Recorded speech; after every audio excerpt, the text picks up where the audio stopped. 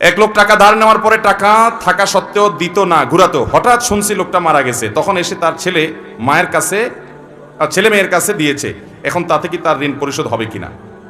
দেখুন, ধার নেওয়ার পরে কেউ যদি টাকা ঘোরাঘুরি করে, দেয় না, যে সেই লোকটা মারা যাওয়ার পরে তার ছেলে মেয়েরা এসে যদি পাওনাদারের টাকা দেয়, তাহলে সেটা খুবই প্রশংসনীয় কাজ। শুধু দেয় না, বরং দেওয়া কর্তব্য।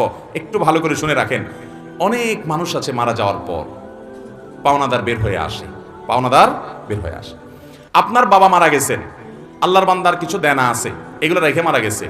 ইসলামের নির্দেশ হলো তার মৃত্যুর পর তার দাফন কাফনের জন্য যে টাকা খরচ হবে সেগুলো তার টাকাতেই খরচ করবেন। এরপর তিনি যদি কোনো দেনা রেখে যেয়ে থাকেন, ভাগ বন্টন পরে আগে তার সব দেনা শোধ করতে হবে তার টাকা দিয়ে, তার জমি জমা বিক্রি করে। এরপরে যদি কিছু থাকে সেটা দিয়ে তার ওসিয়ত থাকলে সে ওসিয়ত 1/3 এর মধ্যে পূরণ হবে। 1/3 মানে তার টোটাল সম্পদের দাম 10 লাখ, তাহলে তার ওসিয়ত যত বেশি হোক না কেন 3 লাখ পর্যন্ত পূরণ হবে, এর বেশি না।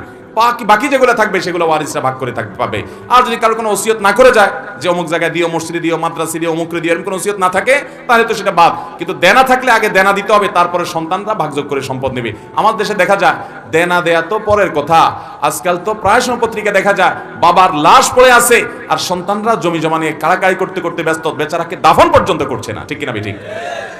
এই অমানুষ সন্তান আসমান থেকে হঠাৎ নাজিল হয় না অমানুষ হয়ে, এই বাপমাই অমানুষকে অমানুষ বানাইছে। ঠিক কিনা বলেন? এর পরিণাম, এর পরিণতি এই আল্লাহর বান্দা নিজেই ভোগ করছে নির্লজ্জের মতো। প্রায় সময় কয়দিন পরপরই দেখি পত্রিকাতে যে বাবার লাশ পড়ে আছে গ্যারেজে, বাড়ির সামনে, ওইটা দাফন করার মতো মানুষ নাই, গন্ধ ছুটে গেছে, ছেলে মেয়েরা কামড়াকামড়ি মারামারিতে লিপ্ত, জমি জমা দখল নিয়ে। এই জন্য বাবারা সন্তানরে মানুষ বানায় যান, মুসলমান বানায় যান, দুনিয়ার জীবনটা জীবন্ত জান্নাত হবে।